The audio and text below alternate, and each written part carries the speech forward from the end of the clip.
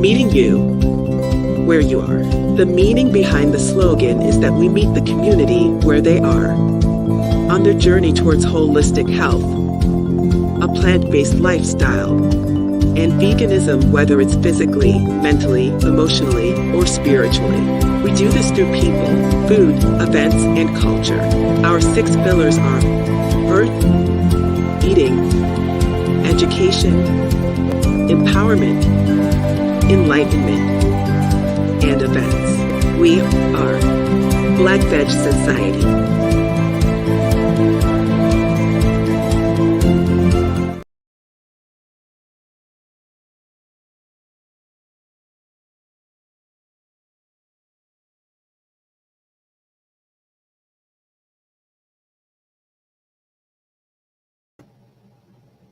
Hello, everyone, and welcome to Black Veg Society's first ever youth panel, created to illuminate voices of youth activists. My name is Kennedy Little, my pronouns are she, her, and I'm a youth mentee for Black Veg Society. Black Veg Society is a nonprofit organization based in Maryland whose mission is to educate Black, Brown, and Indigenous communities on the importance of holistic living, veganism, all while building a community centered around healthy, accessible, and sustainable food, and a focus on compassionate lifestyle choices. We are so excited to present a panel on the incredible passions, visions, and projects of 4 inspirational youth activists. Before we get started, I would like to highlight BVS's new youth event titled called A Children's Veg Fest, which is coming to Baltimore this summer.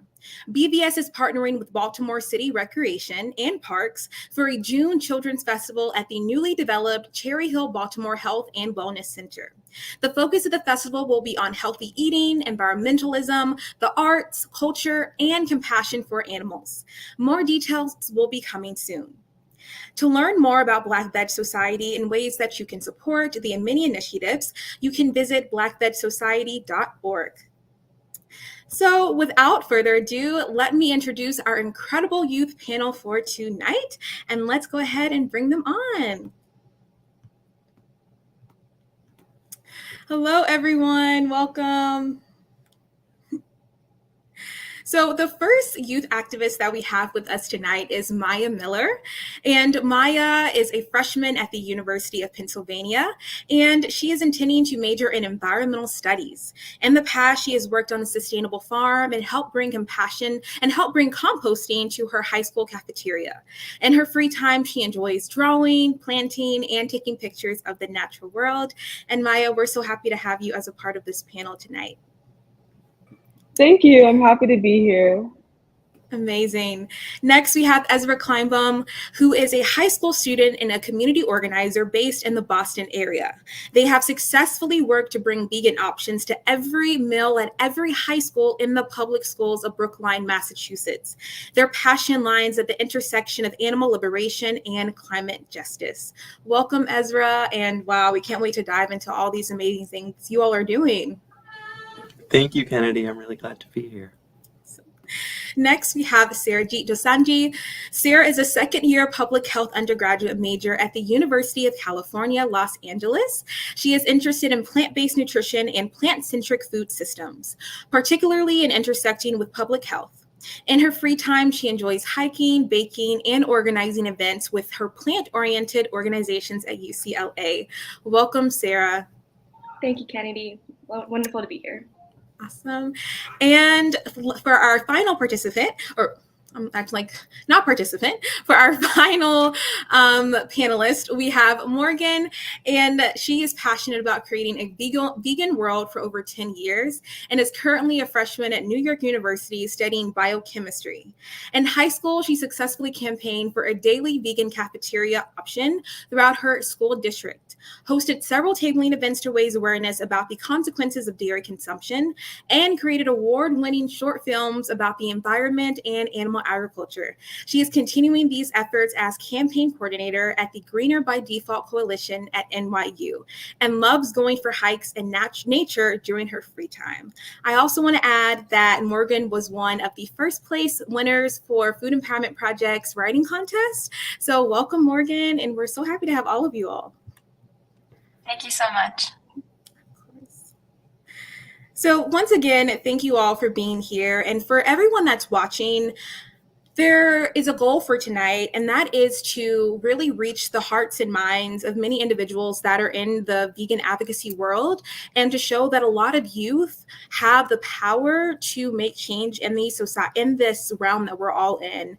We have so many different visions and passions, and many of us just want to be heard and have a seat at the table in order to make these changes that we believe need to be done in the world. So we're so excited to express ourselves throughout this panel, and to hopefully inspire other young people who want to make change within this space, and also hopefully to begin making steps in the right direction for all young people, of course, that want to make those really powerful initiatives. So for my first question, it is, what got you all started in vegan advocacy and social justice? And anyone can go first. Yeah, I can start us off. For me, I grew up in a family that loved to hike. So I was constantly in the environment, nature, and I just fell in love with everything around me. And I always felt this sense of urgency within me to protect our planet and protect the environment around us. So about 4 years ago, I was introduced to the environmental impacts of factory farming when Farm Sanctuary actually visited my school. And because of that, I decided to do the New Roots Institute program, which, if you don't know, they are like an educational program that equips students with knowledge and advocacy tools for the future. And the more I just learned about animal agriculture through New Roots, I realized all these intersectionalities, whether it's the animal rights, the social justice aspect, the health. It was just all very aligned with me and my morals and ethics, who I wanted to be as a person and how I wanted to live my life. And so I decided that this is what I want to do with my life, and I want to keep pursuing this in every step of my day. And I also realized that this issue extended beyond my personal choices, and it's something that I wanted to incorporate into my career, given the importance of it. So now, to my day-to-day, I just do work to advocate for a just and plant-centric food system. So I've done it in my school cafeteria in high school, or at a federal level with K-12 school foods, and now at my university as well, just working to bring change on campus in the broader LA area. That's so incredible. Thank you so much for sharing that, Sarah. I can go next. I first sort of entered this space when I was in 7th grade. And for me, it came when my brother really likes to cook. He always watches like the Great British Bake Off and all those kinds of cooking shows and cooking YouTube channels. And I was with him one day, and he was watching a video about how salami was made. And it was very much like a sort of high and fancy like recipe type thing, wasn't showing slaughterhouse footage. But I remember very, very clearly it had big pigs that could run around through these big fields of sweet corn and eat all the sweet corn that they wanted. And that's how the video started. And then, 2, 3 minutes later, when the video ended, it was just salami on a plate, right? The pigs were dead. And so something clicked in my mind when I watched that video with my brother, and I was like, wow, that's really not okay. What happens in between the salami and the field of sweet corn? And so I did a little bit of Googling and very quickly went vegan and then connected with activists in my area. Thank you for sharing that, Ezra. I think that you and I maybe made that realization at the same age. And mine was also just like through witnessing what happens within the animal agriculture industry and how there is that connection there, and how for a lot of us, it's completely hidden from society. And we never really make that conscious thought until we actually take the time to look into the industry. So thank you for sharing that. Right. I can go next. Age. I've always been very fast. My mom used to put Nick and Animal Planet, and I would just be very intrigued. And then in my sophomore year, joined my school's environmental defense. A lot of things, we started climate change and then how that, and I thought that it wasn't get a say in the environment that they were living in to protect the animals that and so I initiative in my high school from landfills because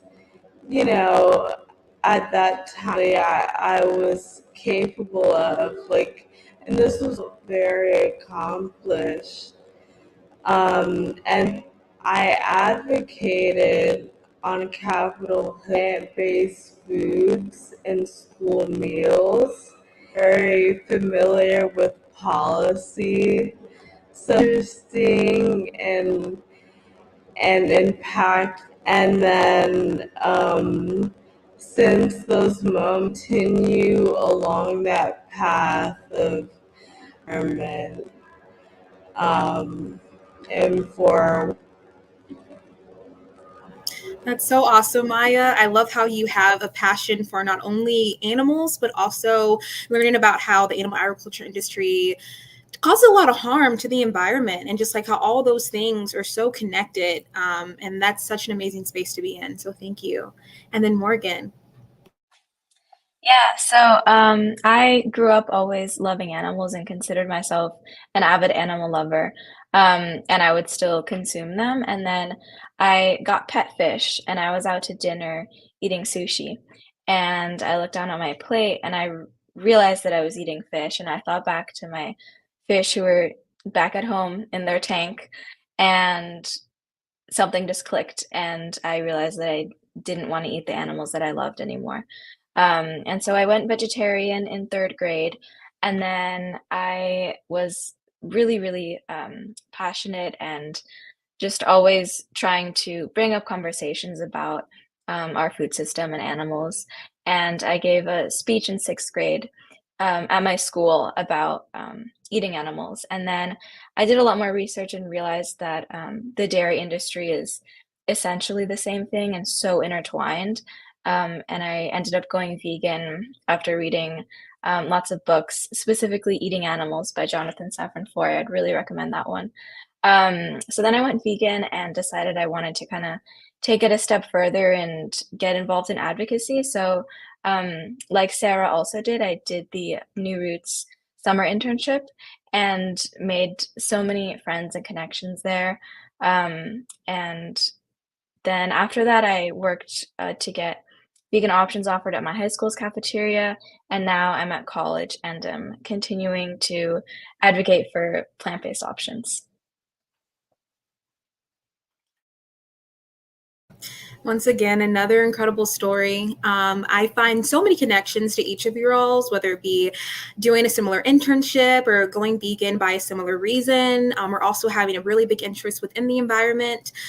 So I really love how a lot of these things that we have so much overlap.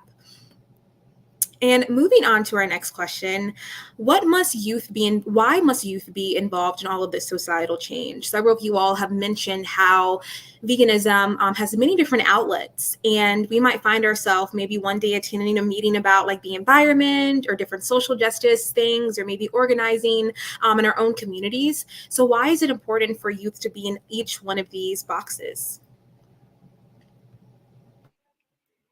Yeah, I think this is a great question, Kennedy. And I think similar to a lot of other movements that are around societal change, there's a lot of focus on the future and the longevity of it and how it needs to keep on going for a long time. It's not just a one-day thing or 1 year type of deal.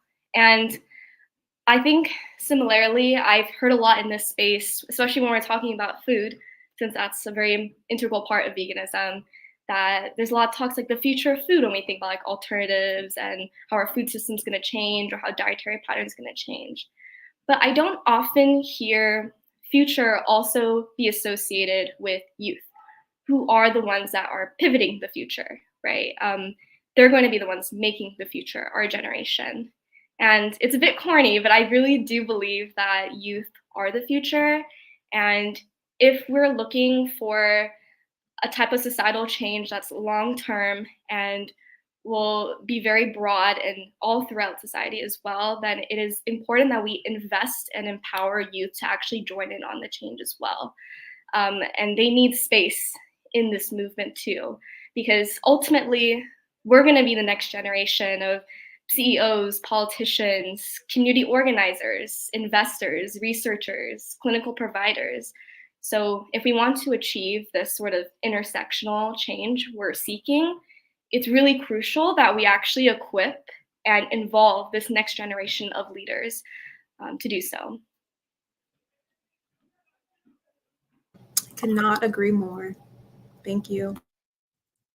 Yeah, I think Sarah makes a really good point about just in terms of the longevity of the movement. Like, if we want it to continue past the next however many years, there need to be young people who are going to be involved and take that over later. But also, when we talk about making changes in society, making changes in the world, young people are the people who are going to be in the world, who are going to experience these changes however many years from now. And so I think it's really important for young people to be involved in creating their own future, because that's the future that we are going to live in. Yeah, both points. I mean, we're already now. There are rising sea levels, more fires. I mean, our world it's currently dying, and there needs to be some change in order to prevent, the downfall of future generations. And in order to prevent that, the youth really need to be involved, because we are going to be in the center of the climate crisis. So we need to be able to mitigate and adapt to its effects.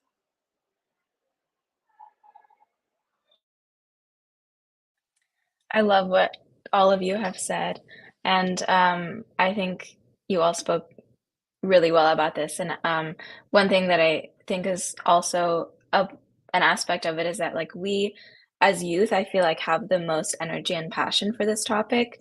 A lot of older people and adults that I've talked to, some of them have kind of thought like, "Oh, this isn't really my problem because I won't be around by the time it gets bad enough." And I think youth really feel that sense of urgency in a deeper way than older generations do. And we already have that energy and passion within us. And now we just need support from established organizations and adults and people already working full time in the movement to help us align what our interests are with furthering the movement. That doesn't necessarily need to mean like having our full time job being at a certain organization that is moving the movement forward. It could also be like, for example, I'm interested in science and I'm majoring in biochemistry, and that can kind of relate to a lot of different things like plant-based health and alternative protein development. And one of the things I'm trying to figure out is how I can, align the degree that I'm getting with the movement that I want to fight for.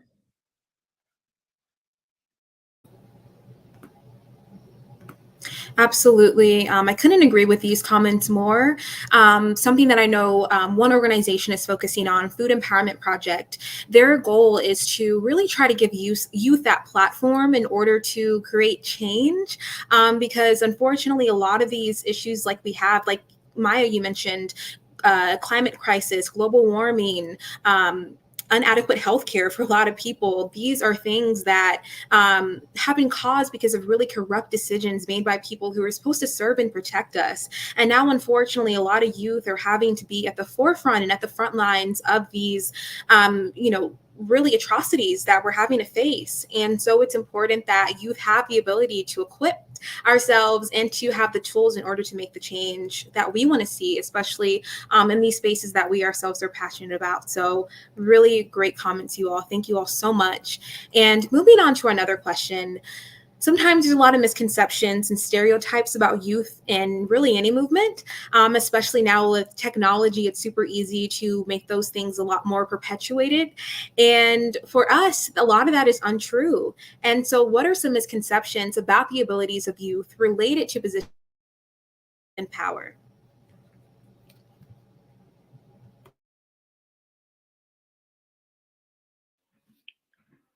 Yeah, I can start this one off as well.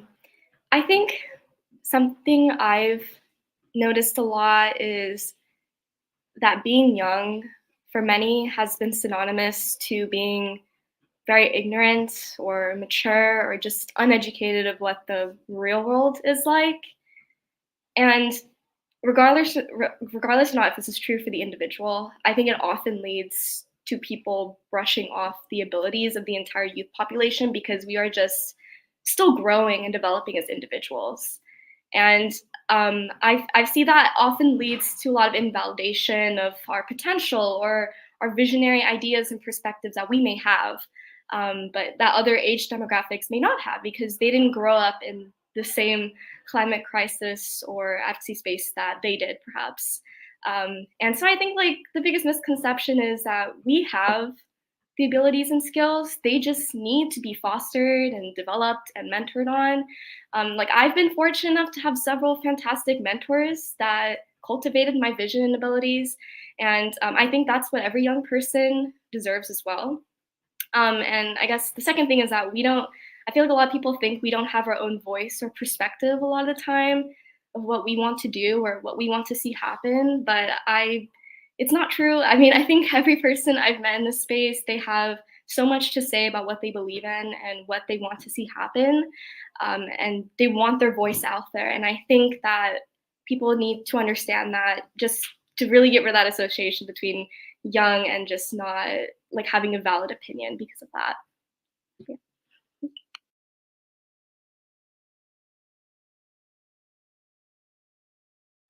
Yeah, I totally agree. And I also think that a lot of times youth are thought of as not really having as many skills or the skill sets needed for, higher level positions. And that is true. But, you know, from my experience, all of the people that I've met within the veganism movement have been just like still are um, really incredible and inspiring people who have a lot of drive and ability regardless of age. And I think that, especially within the movement, a lot of us have a really strong sense of purpose. And that really helps us, be able to take on challenges and learn new skills because we have this vision for a world that we want to create and we have that kind of guiding us. And so, yeah, the misconception being that, youth aren't ready to work or intern with very developed places. And I think the reality is that we really are, especially when we have this energy and passion behind it. Yeah, I feel like a lot of times people think that youth are unaware or just really don't care about what's going on. But, we offer a different perspective that older generations may not have. For instance, I was able to attend the White House Conference on Hunger, Nutrition, and Health, and we had a roundtable discussion about, health related issues and nutrition in America and waste. And I was able to talk about the composting program in my school. And, they would have, they may have never known about waste management on the school level because, they have long past that age. So I feel like, what's going on in our lives is important for their knowledge.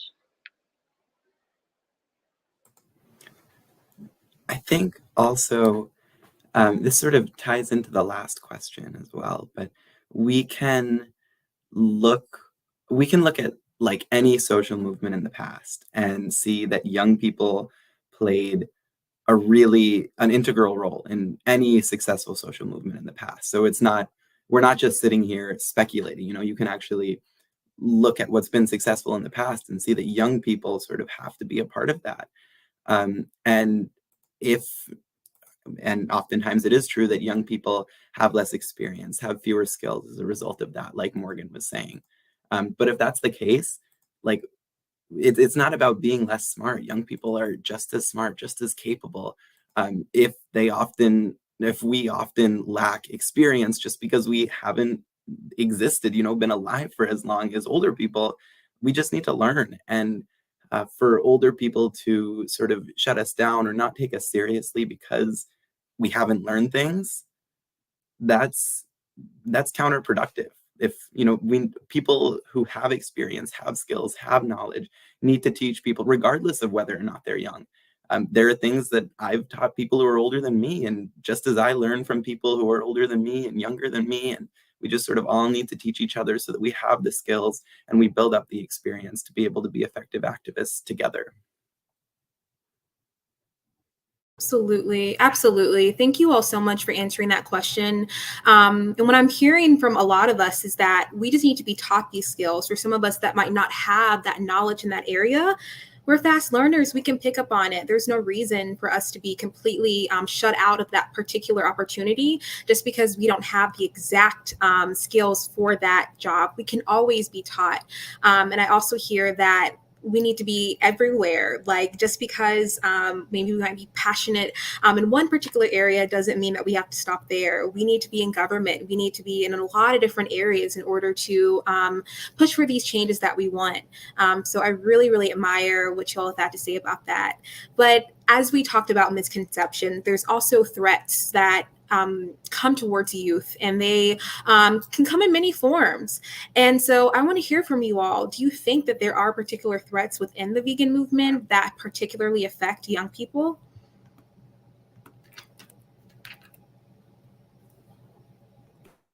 I can start this one. Yes, absolutely. I think so. There certainly has been, particularly in recent years, a push to center a lot of movements around youth voices, to lift up youth voices. And I think that's amazing. And it needs to be done in a non-performative way. And I think a big threat to youth activists in a lot of activism today is that it's done sort of performatively. They're brought to the table not because their ideas are going to be taken seriously, but because everyone wants to say they have a young person at the table. And I think that is, not only does it feel really bad, but it's like counterproductive. It's if we take young people seriously, we're just going to be more effective and we're all going to be better for it. So I think that's sort of the biggest threat to young people as activists today. And that's certainly something that I've experienced. And I think, the other panelists will talk about their experience as well, but not a good feeling.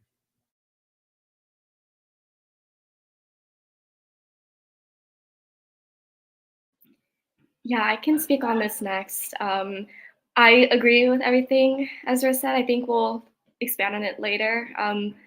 Slightly different, but kind of similar. I think something that a lot of youth in the vegan movement find threatening is when there is a lack of inclusivity, diversity, anti-racist dialogue in a movement that has been known to be very white supremacist oriented, and accountability overall. I think these are things that are very off-putting to youth that are interested in this space and they want to be involved, but there needs to be more accountability and work done to address these issues before it feels like a safe space for us to actually enter into it.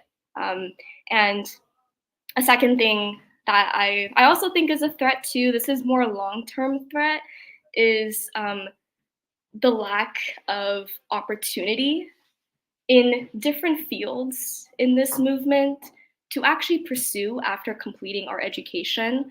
For example, like you think if you're interested in medical field or finance, there's a plethora of opportunities once you graduate, whether it be internships or entry-level positions. But I know several of my peers, they're vegan, they have interest in the space, but they don't see a lot of viable career pathways for them after they finish their higher education. And everyone has their own reasons for why they're seeking a type of career, whether it's overall stability or financial security, for example. But I think that there needs to be more opportunities for just regular youth to actually continue their activism after they leave education. Yeah.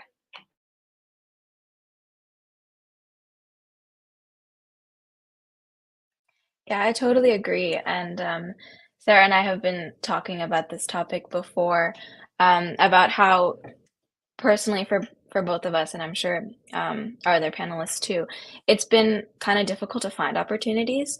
And you have to really know specifically, like, I want to get an opportunity that involves vegan advocacy. And I did a lot of internet scouring, and I still do, to try to find these opportunities. And a lot of times you really have to put yourself out there and, apply for things that are pretty adult centric and don't really have, a specific youth slant, but just try and reach out. And, a good way to get opportunities is by networking and talking to people and just like cold emailing people, which is also advice that Sarah gave me. And it's kind of scary to do that. And I think that's a barrier to a lot of youth being able to, fully use their network and gain the opportunities that they are there, they do exist, but they're hard to find. So I think I should give a shout out to this panel specifically as being, a great example of a way to lift up youth voices. And there are opportunities out there, but it's hard to find. So I think we need to have more of a dialogue around bringing those opportunities to the forefront and just so that students know about these things. Yeah. I think, a big threat to the vegan movement is just, becoming dejected because the people around you don't, share a similar viewpoint.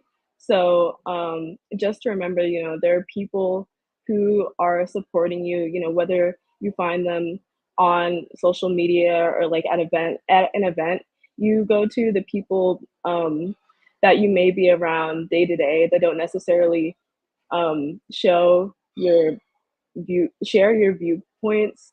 That doesn't mean that your view isn't important and that you shouldn't, keep fighting for what you're fighting for.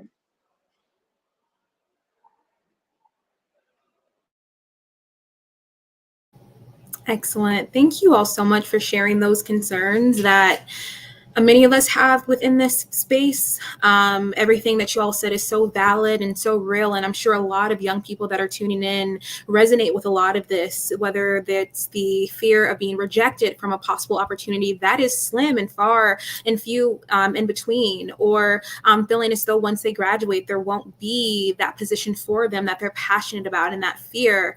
There's so many different things that need to be changed, but I'm really happy that you all are utilizing this experience to share your voices. And hopefully there's that one person out there that is willing to make a space at their table because they know that young people hold the power to make that change.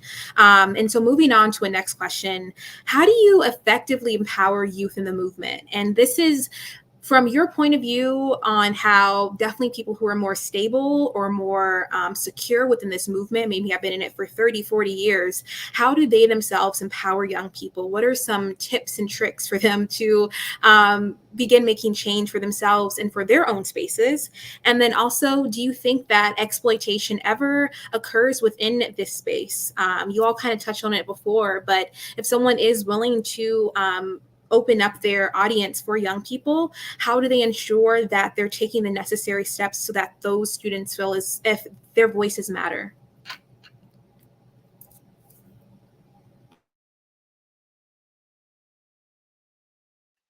I can start this one. I think, empowering youth it's a very broad statement. And there's a lot of different ways that you can take it, this panel being one of them.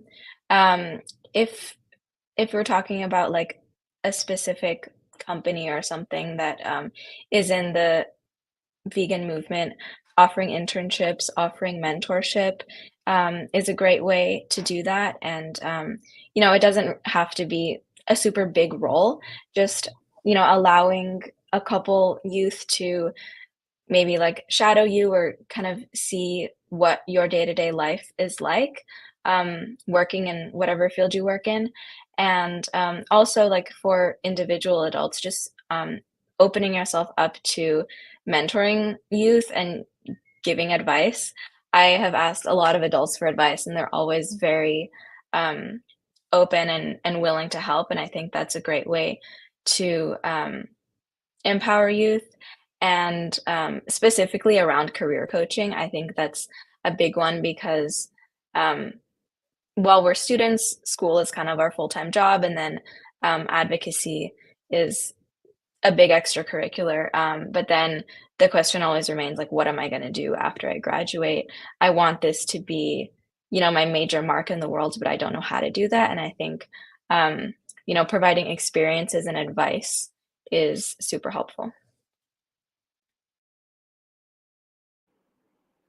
Yeah, and I think Morgan touched on very well what like organizations can do, but as to what if you're already in contact with youth, or what if you already have them on board? How can you best empower them? And I think a lot of the times we overcomplicate it when it just really comes down to how do you really interact, empathize, and listen to an individual. And I think what's important is ask the youth, what do they want to say? What message do they want to get out through their work and across the world? And what kind of work do they actually want to do as well? What do they want to explore? What do they want to learn? And I think it's just very important that you understand the difference between empowering their voices versus constructing them. And as to whether exploitation occurs, I do think it occurs, and it's hard for me to like see it. And I think it is for many others because we're still developing individuals. We're still learning how to like form our own boundaries, respect ourselves, understand ourselves, all these things. So it's harder for us to identify when it's happening and stand up against it. But I think in my experience, I've noticed when funding comes into play, because we do live in a capitalist society, a lot of organizations do need funding, and or like promotion comes into play too. I think things get a little messy because it's very rare for a young person to make waves in this space because it's so new and it's still growing its youth population. So I think it makes our advocacy like very rare, and it makes people want to use it either for their own benefit or to carry out their vision at the youth's university or school. So it sounds heavy and it sounds like a really huge responsibility. Like, how do I not do this? Because I know it's very easy to do it without even realizing it. Because, like I said, we're still learning ourselves how we want to be respected. And I think really just ask yourself, have you really communicated well with the youth you're working with? Really figured out what do they want to say? What do they want their voice to be? What are they comfortable with? What are they consenting to? Because ultimately, we just need our passions fostered. And I think communication is just the best way to avoid any exploitation happening, because I'm sure no one in this space would want that, and especially the youth don't want that either.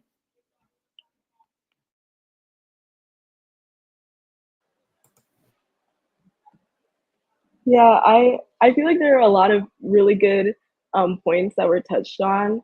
I guess I just wanted to say that it's important to have a safe space for to foster questions and also curiosity.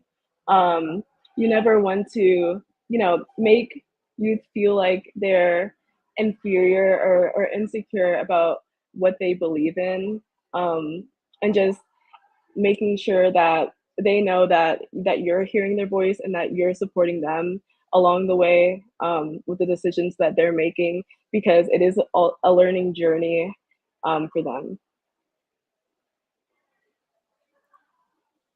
Yeah, I don't have too much more to add to that, but I definitely would echo the sentiment of letting young people make decisions. I think for me, I think, when you try and it stood out to me when Sarah talked about empowering youth voices versus constructing them. I think that's really interesting. And I think when uh, there's an organization or a group going on and a young person gets involved and there's something that the group is already working on, you don't force people into that. Allowing people to um, decide what they're working on is really powerful.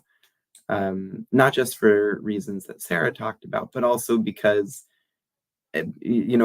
I've worked with groups before that were sort of working on things, and then I jumped in and I wasn't super interested in what they were working on, but they tried to loop me in, and it just sort of, it's uncomfortable. And then I didn't want to be involved anymore. And then I sort of pulled away.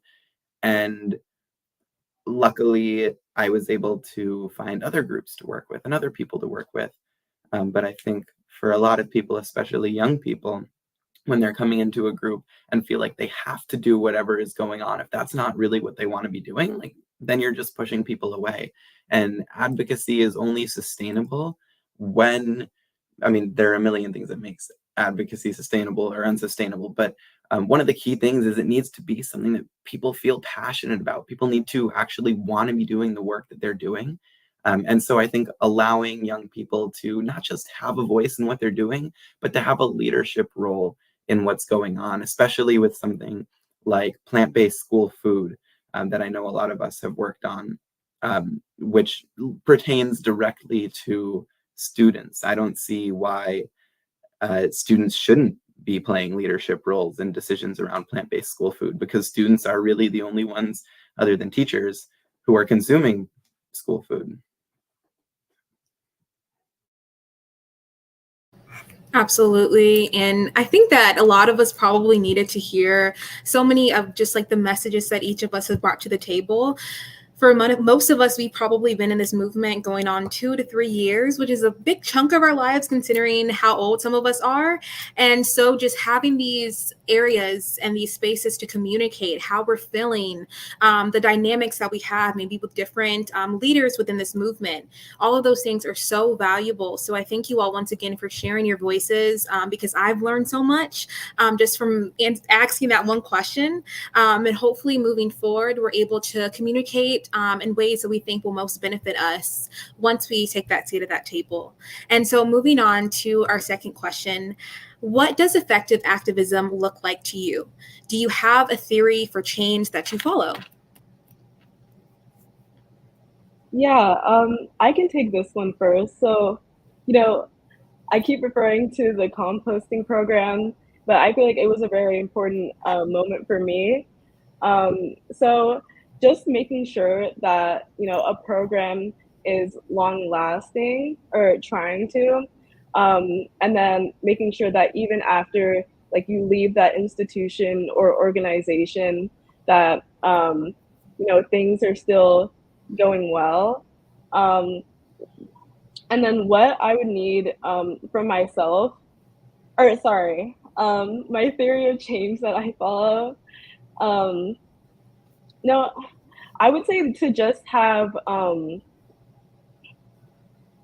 to just have hope that the people around me will be able to, to continue that program forward. For the composting program, we had a video that was recorded, and it was sent to other schools in the county. So ours was sort of used, almost like an example for others to follow. So that was really cool because, it wasn't just to inspire change in the school, but also elsewhere, for others who may be trying to start a similar program.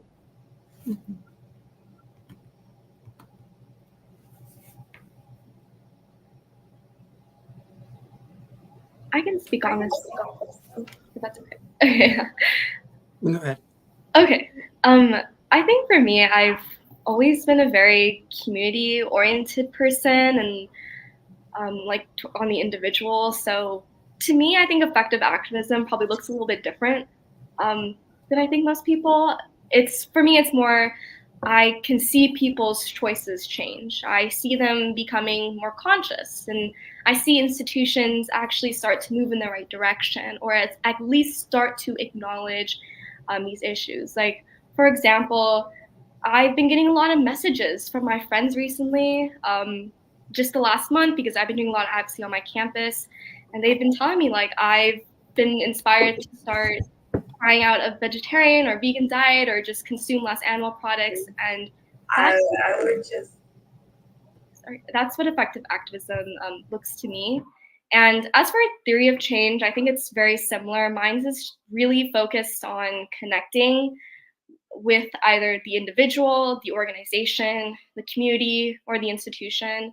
Because I really believe that everyone has something that they care about very deeply. And if you can connect with them over that and integrate your advocacy, change can happen. But I will say it really does require a lot of patience. It can be very difficult at times. And I think it is crucial that you keep, like, I always keep myself accountable on my end to make sure I'm still staying true to what I'm advocating for. Because I think it's very easy sometimes when you're trying to meet them halfway that you lose sight of why you're here in the first place and what you're really pushing for, and you're not compromising on your values. But I think that's typically what my activism looks like usually. I think a lot about theories of change and strategy and all that kind of thing because it's really important. Unfortunately, there are only so many activists in the world, and there's only so much time and energy that we can, as individuals or collectively as a movement, put into advocacy. So it's really important that we, um, you know, advocate and do activism in the most effective ways that we can. Um, I often hear people talk about like the vegan world as the end goal. Um, for me, that is not the end goal. For me, that is sort of, for me, the end goal is like social justice, it's climate justice, it's animal liberation, and veganism is something that needs to happen or in order to achieve all of those things. But the goal is not veganism itself. That's just sort of one step towards all those other things. And but obviously, like towards a vegan world or towards the final goal of climate justice, social justice, animal liberation, we can't just go from point A to point B, like from where we are to there. So I think sort of baby steps almost are really important because we can't go from here to there all of a sudden. We need to go, one point at a time. And I think it's important to go first after the lowest hanging fruit. We can go the things that are going to be like easier to go after and are still going to make a change. I think we should do those things first. Not to say that we shouldn't do things that are going to be hard, but in terms of like doing things effectively, if there are two things that are both going to be effective and one is easier and one is harder, I think it's important to focus on the easier thing just so we can get more change done more quickly. And for the same reason, I'm a big fan of pressure campaigns. I think they're really effective. I've had a lot of experience and positive experiences with them. I tend to be a big fan of more systemic change as well, rather than like individual outreach things, which are also great and also important. And I always like very community-based, sort of democratically structured and planned organizing. I really love what you said, Ezra, about how, veganism itself isn't the end goal. It's more just like collective liberation and collective justice, including animals and humans and the environment. Because I think that a lot of times, even I have personally thought that, like, oh, if everyone in the world was vegan, that would solve everything. But I really like that you pointed that out. And I think that's important to keep in mind. And as far as my sort of like advocacy approach goes, or my theory of change, I have learned that for me, it's best to focus on positive change rather than um, negative. And I'll try to explain that in the best way I can. But when I was vegetarian, right right before I went vegan, I visited an animal sanctuary, and it was sweet. It's Sweet Farm, actually. They used to live in the they used to be in the Bay Area, California. Now they're in upstate New York, but it's a wonderful animal sanctuary if you ever get a chance to visit.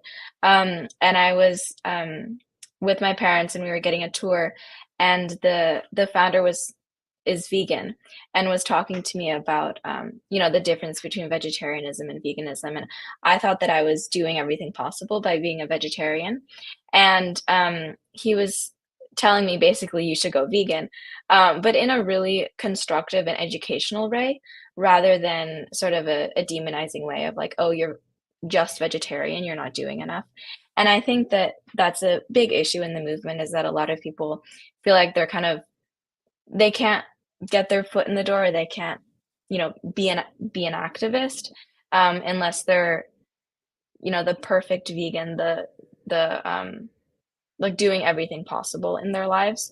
Um, and so in the past, I would, talk to people about animal agriculture and try to show them slaughterhouse footage and footage of, the dairy industry.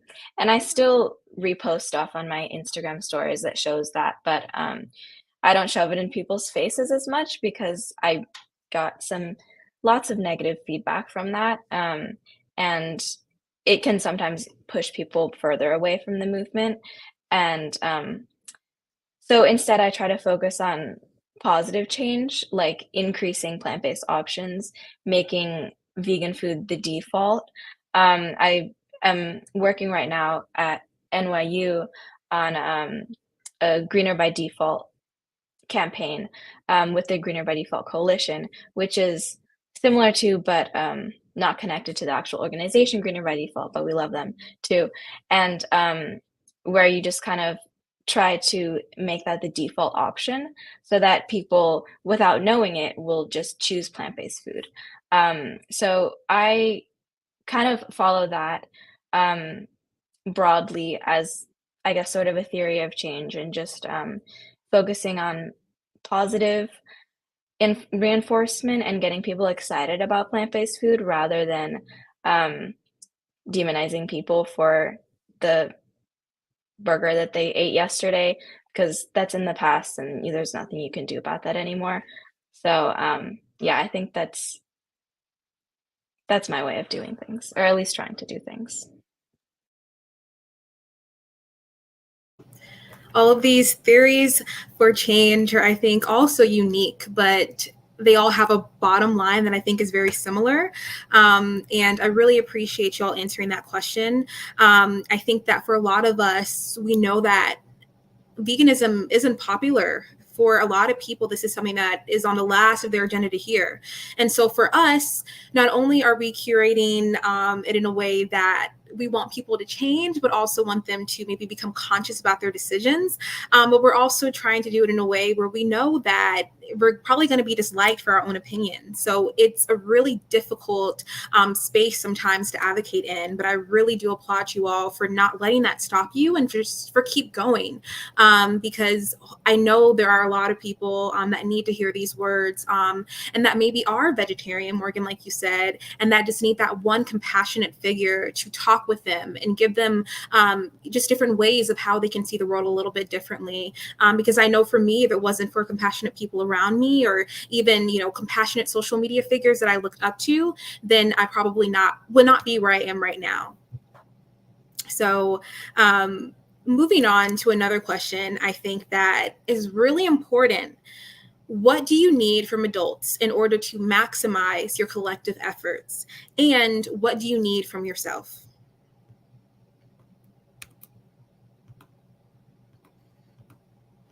I can start this one off.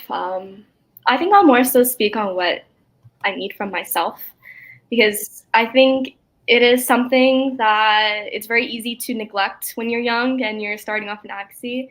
And I'm sure my rest of my co-panelists will say wonderful things about both. So I think for myself, something that I hope will resonate with a lot of young activists is that you get really angry. You definitely get very angry at this point. You get very frustrated with friends and families. It's just the nature of the work and the space that we're in. So just always I always tell myself, like, remember to be kind, be empathetic, and remind yourself that the work I do is also valuable and deserves to be valued and appreciated as well. And always keep it at the center of what you're doing, so that you don't lose your passion or get turned away because it's hard. That's something I really believe in because that's what I've done. I've always kept in the center. And even though, like, throughout the years, there's been difficult periods or other temptations, I've always stuck with it because I think that really helped me. And I also think this is really applicable to all young people, but it really is okay to move on to other projects or organizations or interests in life if you feel like it's changing. We really are still learning about ourselves and we're still growing. And I think we really need to give ourselves grace and allow that to happen, because that's what will allow us to find our true potential. And just to add a little bit, I hope that if there's adults on call, this is something we need for ourselves. And I think adults can really help with that because with that exploration and trying different things out and seeing what works best for you, like opportunities and engagements and just general upliftness and all those things really go a long way. And I that's why I'm always super grateful to my mentors for that exact reason, because I think that's why I'm here. Um, yeah. Yeah, I would agree with Sarah that um, the thing that we sort of need from ourselves is to take ourselves seriously because there are a lot of people who won't take us seriously. Um, and to just remember that they're like they're wrong. We just need to take ourselves seriously and do things. And I think like we don't need adults to be activists. We don't need like we can just do things by ourselves as kids. I've worked in a number of groups where we get a ton of really cool stuff done, and the oldest person is like 17. Maybe, having a career that's fully in the movement, that's a different story. But um, being able to do things after school or outside of work hours or whatever, like we don't need adults to be part of it. We can just do things by ourselves. And I think that's really important for people to remember.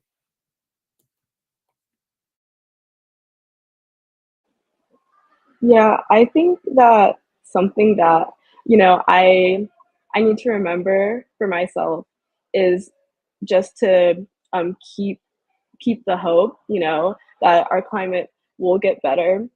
Because climate anxiety is a very real thing. We're very unsure about our current situation and about our future, and it is in jeopardy. So I think we have to keep in mind that we have each other, and there are people out there who are, creating change right now. And then I feel like we just need to keep that within us so we don't lose hope. And then something from adults, I think the first step is just for them to listen. They don't always have to agree with our stances, but I feel like it's really important that they know that the youth care and they know that the youth want to create change. So if they do listen, then they might just change something too. And since they tend to be in higher positions of power, then I feel like that would be very effective.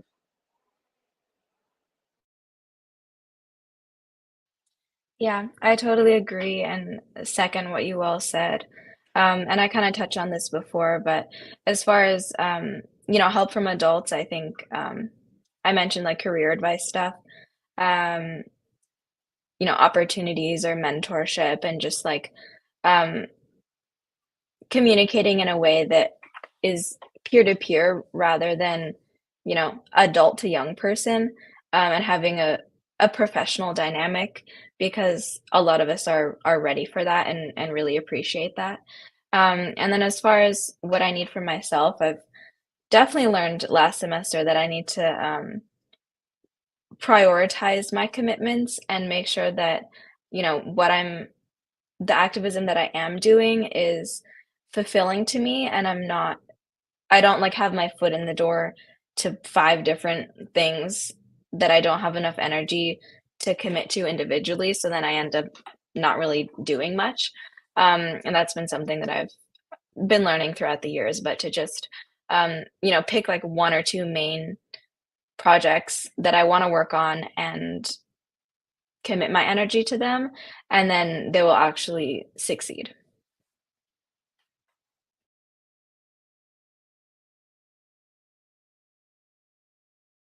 All right, I think we heard from everyone. So once again, thank you all for answering that question. I think that just in this movement, we need to learn to give ourselves grace and that compassion. We have it for so many different areas within this space, and just reflecting that back onto ourselves is really important. And I really resonate with what you said, Morgan, about wanting to do so many different things at once. But sometimes you just have to calm yourself down and say it's okay, because there's still so much time to be able to make change. And also, there's a lot of different ripple effects within this work. Sometimes I see one thing that I might have done and it's crossing over within another organization. And that's why I love how this community is small, but it's also getting a lot larger. And there's just so much room for learning from each other. So there really is no rush. And moving on to another question that I have for you all, which I'm excited to hear. What are some successes you have had during your time in organizing? And this can be from a lot of different angles. It doesn't just have to be I did this school event. It can be whatever you think is a success to you.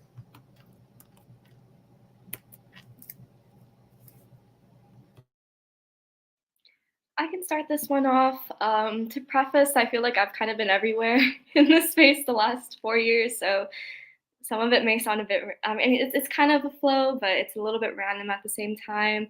Um, I think looking back in high school, I feel like one of my biggest successes with organizing was I focused on the school food in my high school. And at the time I started off, 70% of my school was Asian American, but our school food was the standard American diet. And to this day, I think one of my proudest accomplishments is that I worked with the district nutrition team, and I got more culturally appropriate plant-based menu items into the school district. So it started off in the high school, but I believe now it's in the entire school district. And the project has continued since I graduated 2 years ago, which is amazing. But I think that one was also very personal to me because it was food from my culture. And I know, like, especially with 70% of our school being people of color, it was very meaningful to several students there. Um, and I think moving on to like my time in university, I feel like one of my biggest accomplishments there was I found a community of plant-based people, very like-minded, and I co-founded 2 organizations with them at UCLA. And I think that has been one of the most rewarding experiences of my life. And I fully transitioned as well to being vegan when I first came to university. So it's those 2 things were very hand in hand. And then with my organizations in college, we have just finished doing some very incredible initiatives. I'm sure many of us are familiar with Veganuary, but it's the 31-day challenge to go vegan in January. And I spearheaded we brought the challenge to UCLA, and we did a specific Veganuary times UCLA challenge. And it was the first pilot of any university doing that. And it was just incredible. We got, I think, nearly 70 pledges from a mix of omnivores, vegetarians, pescatarians, vegans. And I think that has been very rewarding. And we also had an entirely separate campaign as well that we labeled the Plant Power Revolution, but we did 8 events in 1 week. And all of them was aimed towards revamping, making veganism very accessible, educating people on it. And one of them was a Veg Fest held here at UCLA. It was humongous, like 800 plus attendees. And I can't take the credit for everything. It's all my organizers at UCLA as well. They're incredible. But it was just a very rewarding experience, and people all over LA came out to it. And I think to me, that really was the first time in my life I could see the effects of my activism in front of my eyes. And it was very exhausting, but it was 100% worth it. I'm so glad we did it. And I think just overall, My biggest successes is just my own personal journey too with organizing. I feel like I've just developed a lot as a person. I've made so many connections, and I just feel so solidified in where I am now in my life in the vegan space and where I want to keep going moving forward. And I think that's always the biggest success when I look back.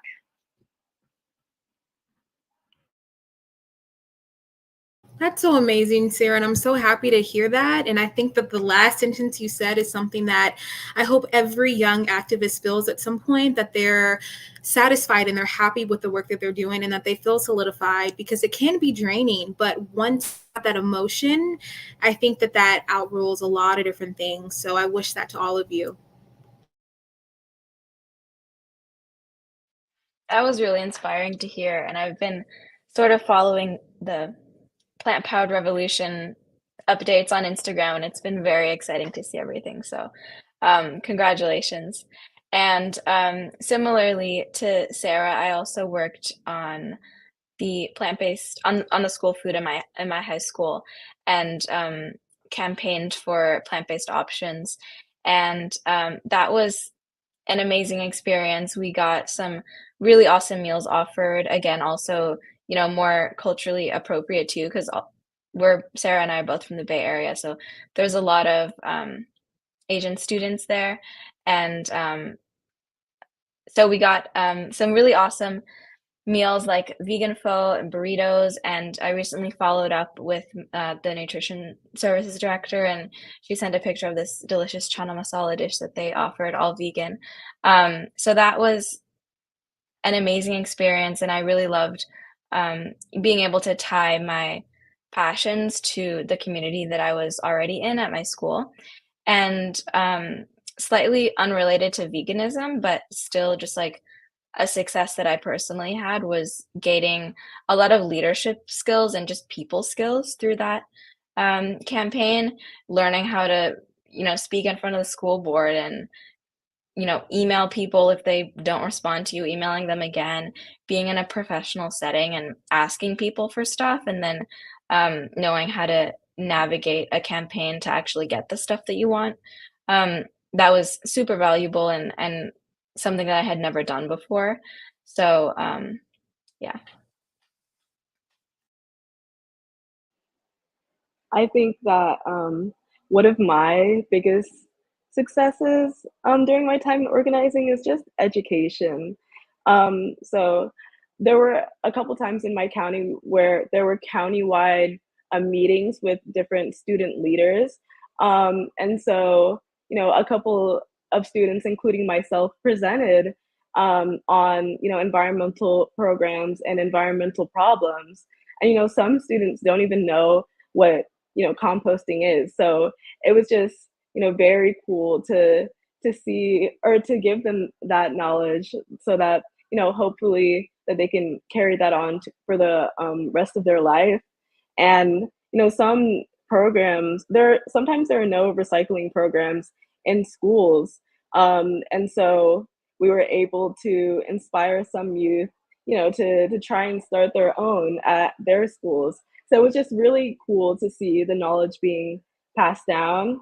And also at the end of the year, there was this countywide environmental summit, and it was just a fun way to bring awareness to, you know, environmental problems. And there were educational speakers and environmental speakers, you know, just to see what opportunities and careers there are out there. There was a boat ride on the Anacostia River, which was very nice. And yeah, just a lot of cool learning opportunities and some hands-on activities that really engaged the students. So it was just really fun and really educational.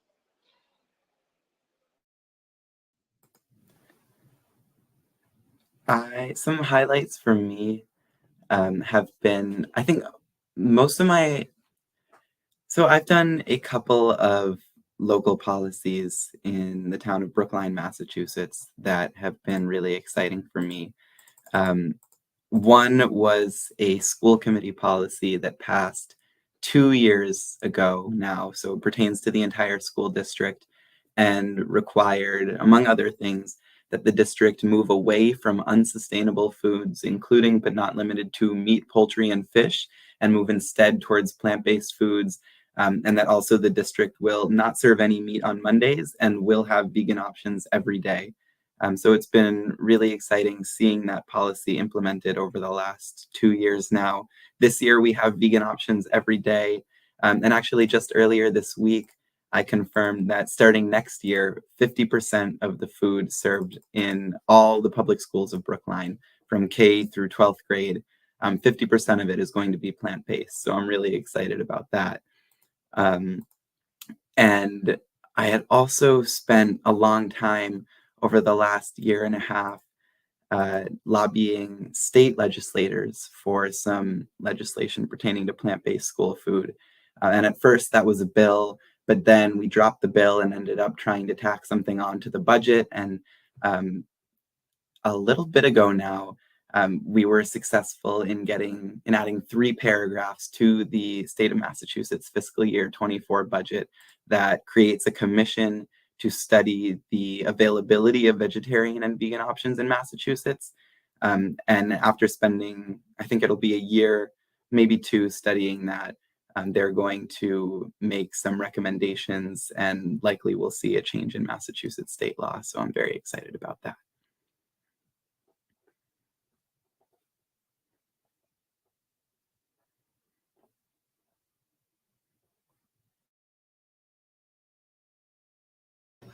Okay.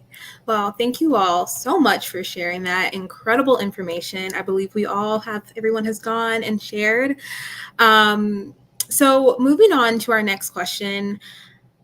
I think that for a lot of young people, it can be intimidating sometimes going into this space, and whether it be people that don't look like you stepping into rooms where the conversation might be about the environment, might be about animal rights, or just trying to create more plant-based options.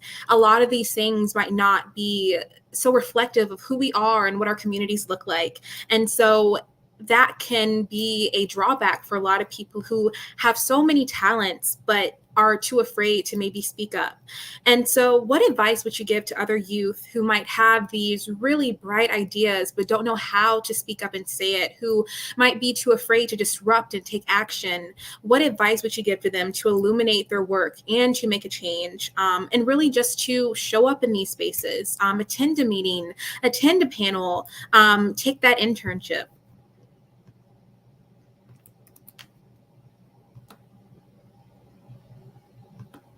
Okay, I mean, I would say one thing to know for all the students or youth watching this is this movement has some of the most kindest, most empathetic souls I have ever met in my life. And I think being in LA, where there's so many of them here, this is really just come to fruition, like that it is really true.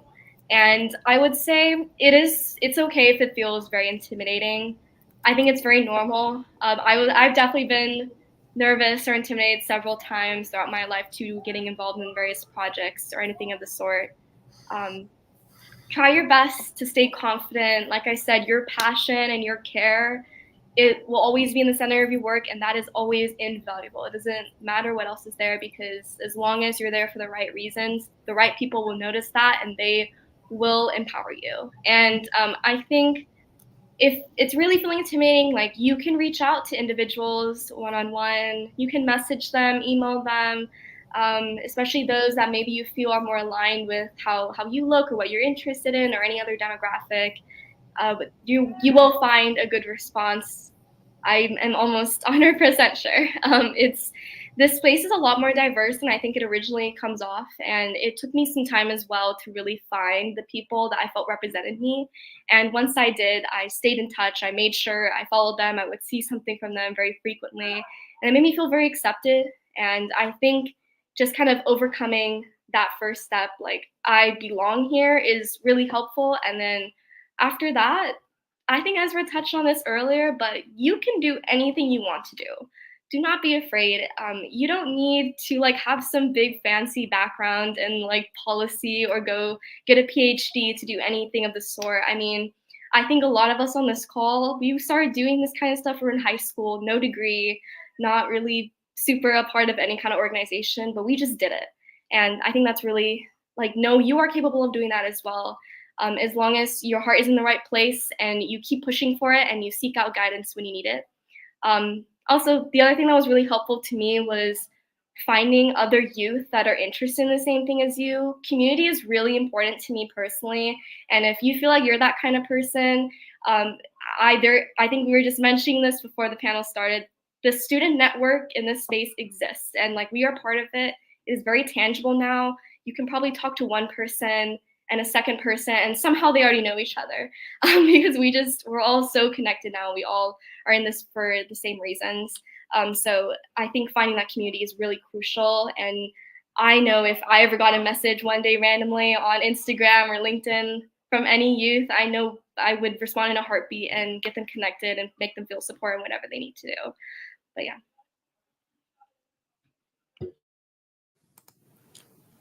I would add that particularly in policy-based advocacy, we live in a democracy, which is beautiful. And the idea of a government by the people, for the people, being young doesn't make you not part of the people, right? Government is here to serve us, like for us to run it. And I think that extends beyond just government too. I think we live in like a world and a society that is run, or should be run by the people, for the people. It certainly is run by the people, but I think it's our step as a member of the people to make sure that it is the world that we want to live in, because it's the world that we have to live in, and it's our future.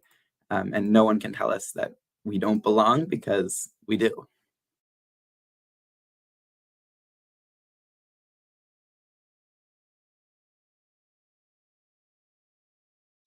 Yeah, I love all of that. I would say if you're a student watching this, or youth, you don't have to be in school, and you want to get involved and don't know how, I would say start with whatever the thing is that seems exciting to you. Um, During the pandemic, I couldn't really do that much, so that much in-person stuff. So I started a YouTube channel and posted like vegan recipe videos. I posted about my oatmeal a lot, and that was super fun. And a lot of people um, watched it and like got inspired to eat plant-based. And this could be anything. Like if you are interested in art, you could create like a zine, create art around our food system. If you like to, I don't know, if you like to give speeches, then go give a talk at your school. Align your next presentation with our food system. And you don't have to like have a huge big project, and you can still incorporate all of these values within the typical things that you have to do at school with your assignments. And then also, Sarah, you mentioned this, but I want to second it to the importance of finding community. And before I went vegan and before I did the New Roots internship, I didn't know any vegans, I don't think. And I did feel kind of isolated. And it's been so amazing to meet other youth my age who have the same passions.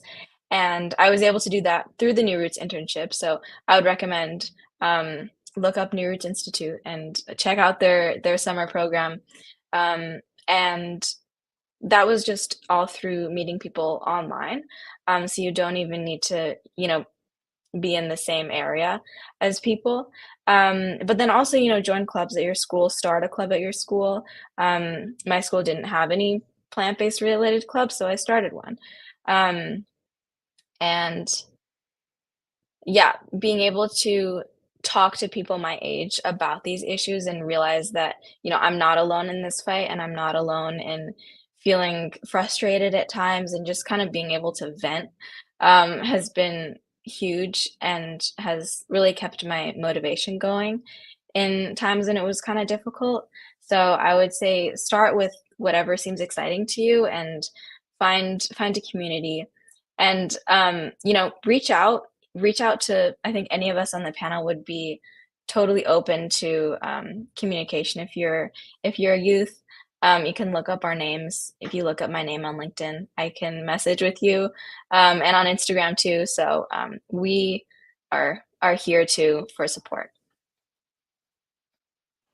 Yeah, I agree. I used to be, kind of a more timid person, especially when I first started being in my school's environmental club. And then I realized that it really wasn't that scary to just speak up, even if it's a question. It's always good to learn more. And I just attended a lot of events that I thought would be informative and help me with my own understanding of what the world was like. And volunteering is always really good too. I feel like talking to people is helpful because who knows, they might lead you to an area where you never thought you'd be. In my county, I volunteered with this group of people, and it was just community composting. It was really cool. And these people they must have been like 40, 50 years older than me. Like there weren't really any youth, but it was just so cool to talk to them. And it was vermicomposting, so it was with worms, and I haven't done that before. And so they taught me about the process, and it was just really exciting stuff. Just to learn how to do that and how the process works. And I had an internship on a sustainable farm. Um, so, and I wasn't sure that's what I was going to be doing, but it's good to just, go out there and explore things that maybe you're unfamiliar with. And now I know more about how sustainable agriculture works and how people can try to provide for themselves. Um, so yeah, there are a lot of really cool experiences out there, and I feel like the best way to find those out, or maybe to get in contact with somebody that who may be more familiar with environmental related careers or opportunities. And just like Morgan was saying, the panelists are a good resource. And yeah, I would just encourage you to step out of your comfort zone because there's a lot of cool stuff out there, and you'll never know where you'll end up.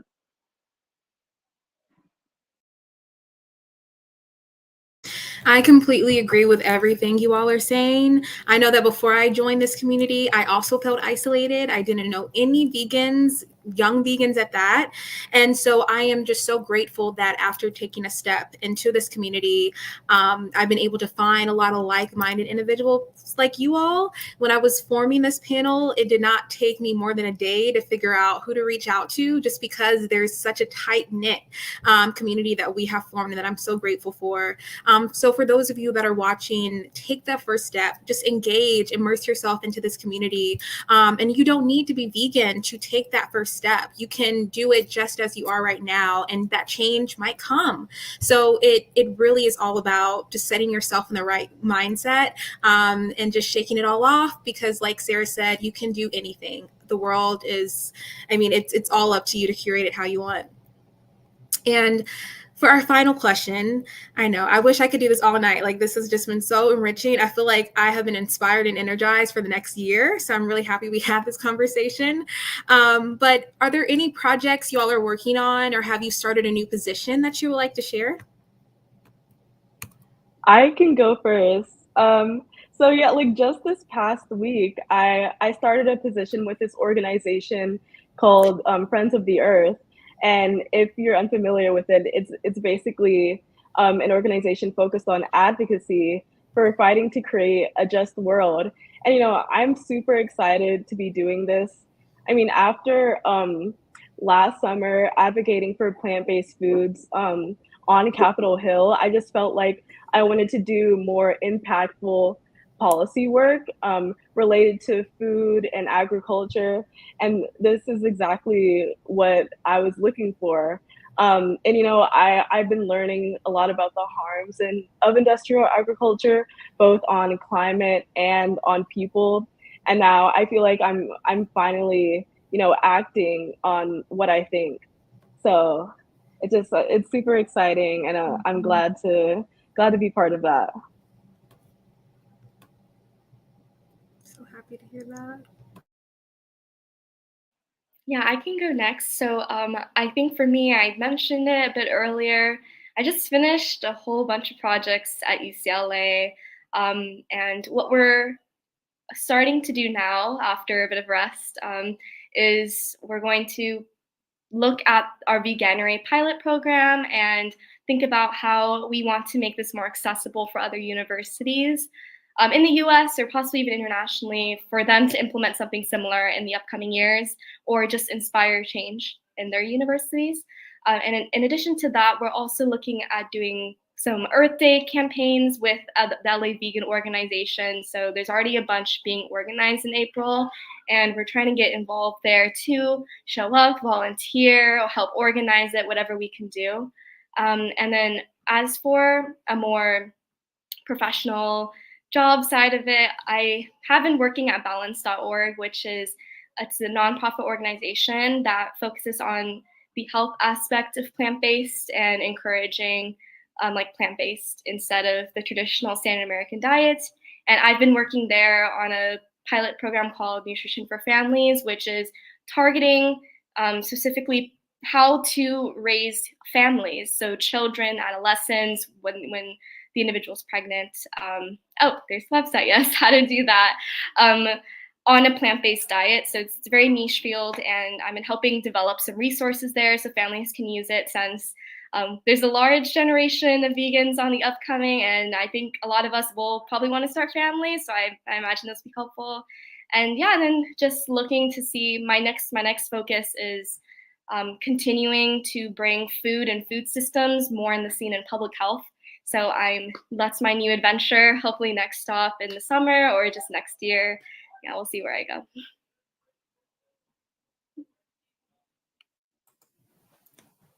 That's very exciting. I can't wait to hear all about it, Sarah. And congratulations, Maya, on your new position. I got the email from you. She sent out an action alert. I think it was earlier this week, and I was like, oh, there she is. So very exciting. A couple of things that I'm working on right now. The public schools of Brookline does not teach 6th grade health for whatever reason. They teach it, in 5th grade, they teach it in 7th grade, they teach it in high school. They don't teach 6th grade health.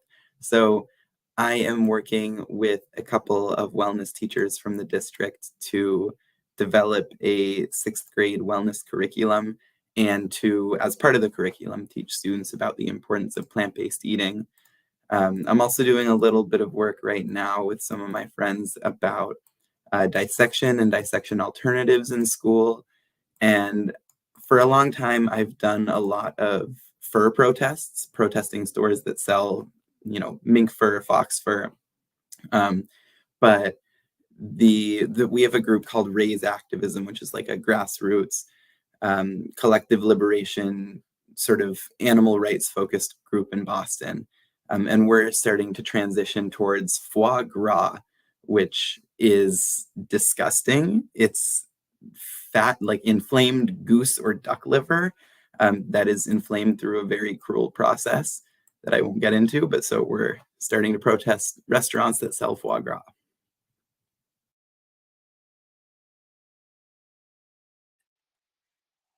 That's awesome and super inspiring to hear what everyone's doing, and congratulations to everyone. Right now, I'm a freshman at NYU, so I just started last semester, and the main project that I'm working on is I'm campaign coordinator for the Greener by Default Coalition at NYU, and our main goal is to we're not specifically a club. We call ourselves a coalition because we kind of just want to be like a connector and a networker for a bunch of on-campus organizations like clubs and offices, and any on-campus organization that wants to participate, and also dining halls, hopefully, and trying to get them to make greener by default commitments, which means um, committing to, when they have events that involve food, serving at least 80% vegan food. And the idea there is so that by default, people will eat vegan food, just because that's what's there. And if there is pushback and people, really want to have their animal products, then there is that 20% animal product option, just so that you don't encounter negative pushback from there being no meat options. But the idea is that primarily people will be like, oh, food, I'm going to eat it. And it just happens to be vegan. And then they also have a positive experience with vegan food. So that's the main goal of our organization. And we're planning a plant-based food festival for April for Earth Month, specifically looking at the environmental standpoint of eating a plant-based diet. And we're reaching out to a bunch of restaurants nearby and local plant-based food brands to come and table at this event. And that would be great for them because they can get connected with a bunch of students, and we would be able to share plant-based food with a bunch of people on campus. So that is the current project at school right now, and I'm just really excited to host that event and get a lot more dialogue going and just excitement around plant-based food.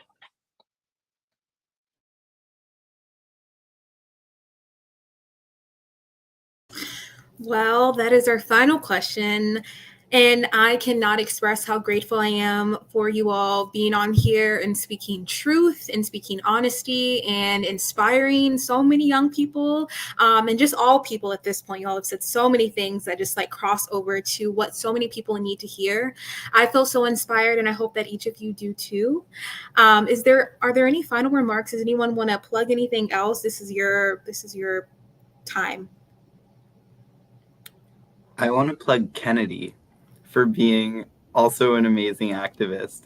And, the four of us talked about things that we've been up to for the last long time, hour and a half, I don't know how long. But Kennedy is also an incredible activist. We, I think, all met Kennedy through activism. She is like all over the place at her school, like running clubs, doing like federal level advocacy. She's amazing. And I'm really glad not just to know you, but to be able to call you a friend and to have done activism together. And I'm really glad that we got to do this tonight. Thank you so much, Ezra. I really appreciate that. And the same goes for all of you all. I'm so happy that I can call you all my friends, and just for having this panel. It means the world. And this is the reason why I do what I do. So thank you all so much. I'm so grateful. So thank you all to our viewers. We've had quite a few people in here listening, watching. This video will be saved onto the Black Veg Society Instagram. If you ever want to go back and a YouTube channel, if you ever want to go back and have a watch, or share it with friends and family. So once again, thank you so much to everyone who has been viewing. And if you want to learn more about Black Veg Society, you can visit blackvegsociety.org. And if you enjoyed tonight's event, please consider donating to Black Veg Society so that we can continue this impactful work. But other than that, that is a wrap. Thank you all so much for joining. Bye, everyone.